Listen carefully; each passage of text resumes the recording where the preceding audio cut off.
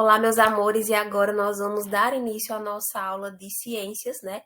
Para fechar o nosso conteúdo falando sobre os sistemas do corpo humano, depois de ter visto o sistema locomotor, o sistema circulatório, o sistema respiratório, o sistema digestório, urinário e nervoso. Nós vamos ver agora o último sistema, que é o sistema genital masculino e o feminino. Então eu peço que vocês abram um livro aí de vocês nas páginas 320 a 323. É um assunto um pouco extenso, então fiz um slide aí para vocês, né, com o assunto do livro resumido, para que vocês possam entender aí sobre esse importantíssimo sistema, o genital masculino e o feminino. E dentro desse conteúdo, nós vamos falar também sobre a reprodução humana, né? E como também as fases de crescimento. Então, vamos lá para o nosso slide. Então, vamos saber o que é a reprodução humana. Então, o ser humano, ele nasce, cresce, se reproduz e morre, como nós já estudamos várias vezes.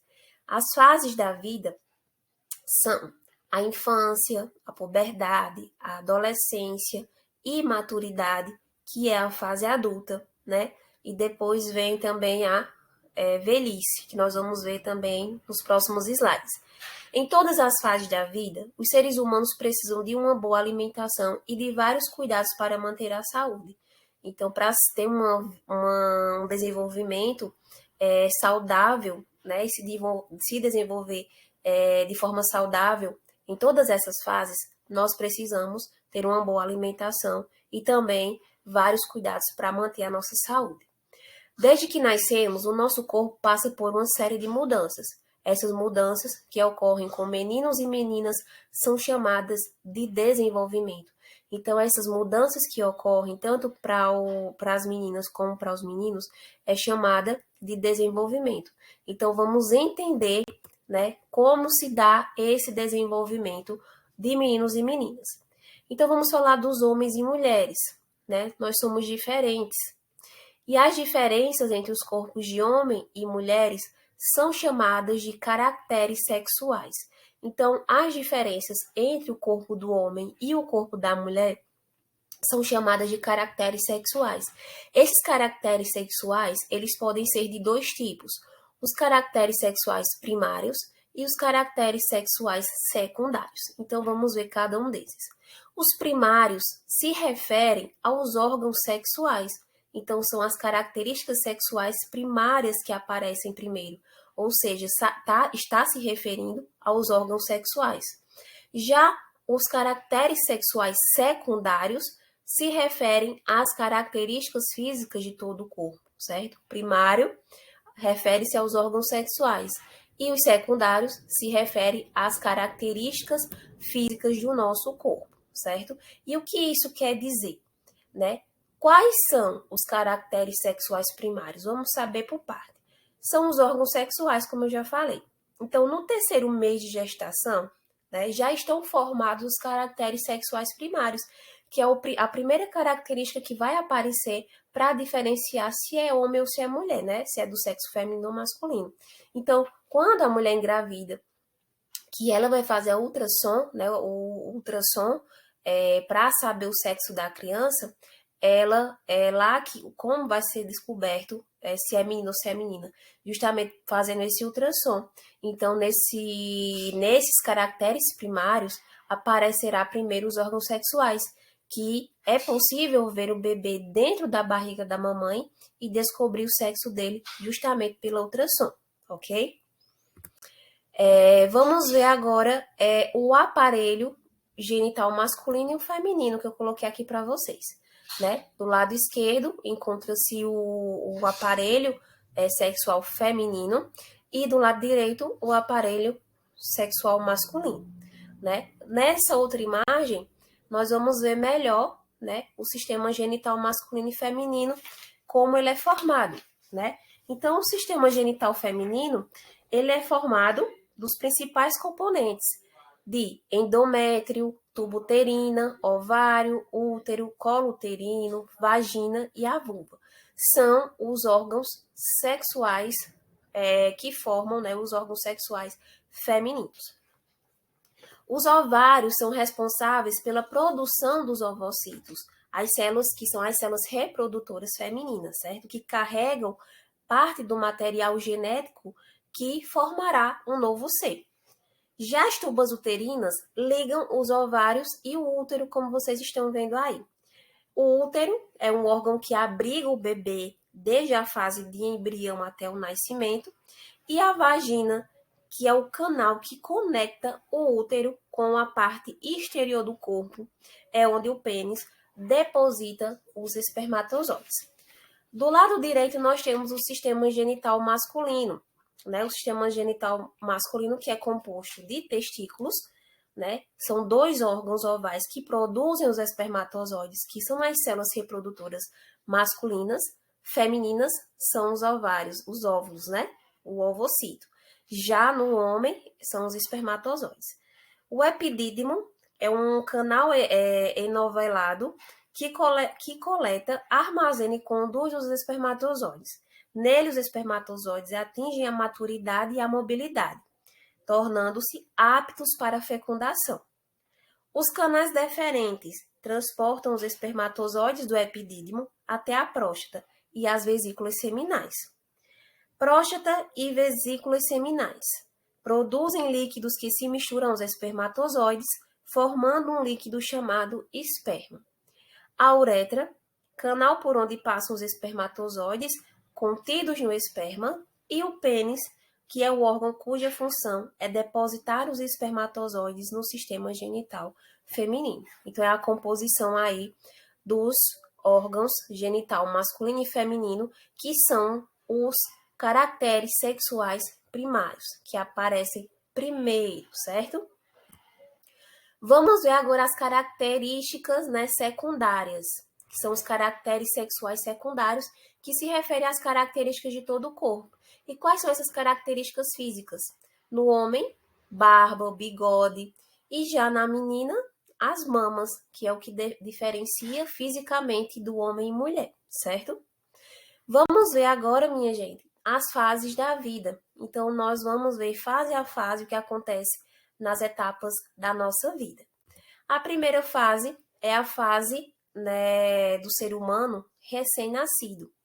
Após o nascimento, inicia esta fase, onde é necessário que o bebê receba todos os cuidados essenciais para o seu desenvolvimento saudável, como tomar vacinas necessárias, ser alimentado com leite materno, tomar banho de sol diariamente, ser protegido contra acidentes. Então, é a primeira fase em que o bebê, depois do nascimento, tem que receber todos os cuidados essenciais para o seu desenvolvimento saudável. A segunda fase é a fase da infância, que inicia-se com o nascimento, né, do recém-nascido e prolonga-se por volta dos 10, 11 anos de idade. Nessa fase que ocorre grande parte do desenvolvimento do corpo e da mente da criança.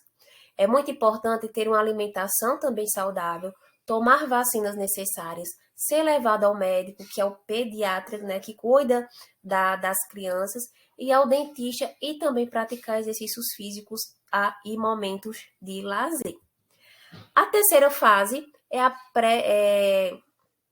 pré-adolescência, né? Aqui tem um texto aqui falando sobre também a infância, né? Que é, só voltando, é principalmente na infância que a criança precisa também se alimentar, se desenvolver. É um período de descobertas, né? De tudo à sua volta. E também do seu desenvolvimento psicológico e motor podem ocorrer nessa fase, mas também o que ocorram de forma adequada. A terceira fase, que é a fase da pré-adolescência, né? Também chamada de puberdade, já começam a vir as perguntas. O que é que está acontecendo comigo, né? Os meninos perguntam, minha voz está engrossando, meu bigode está crescendo, estou diferente. E já as meninas também fazem as mesmas perguntas, né? Meu corpo está diferente, já vão notando algumas características secundárias. Então, a puberdade ou pré-adolescência é a transição entre a infância e a vida adulta. O início da puberdade é o início da adolescência, por isso pré-adolescência, que é onde eles já estão se descobrindo, estão sentindo coisas diferentes em seu corpo, né? Então, eles vocês já fazem aquelas perguntas relacionadas ao corpo de vocês, ok? Na puberdade, aparecem os caracteres sexuais secundários, né? As mudanças no corpo das meninas, por exemplo. O quadril se alarga e fica arredondado, as mamas começam a crescer, ocorre a primeira menstruação, que é chamada de menarca, surgem os pelos nas regiões pubiana e nas axilas. Então, são algumas características que ocorrem no corpo das meninas, certo? E no corpo dos meninos também aparecem os caracteres sexuais secundários, né? A voz do menino fica mais aguda, a pele fica mais oleosa e podem aparecer espinhas, começa a produção de espermatozoides, surgem pelos mais grossos nas regiões pubiana e no rosto, barba e bigode, e assim por diante. São os caracteres sexuais secundários. Vamos ver a quarta fase, que é a adolescência, né? Ainda assim, né, antes de ir para a adolescência, nós vamos para falar o restinho da puberdade. A puberdade também ela prepara o corpo para a reprodução.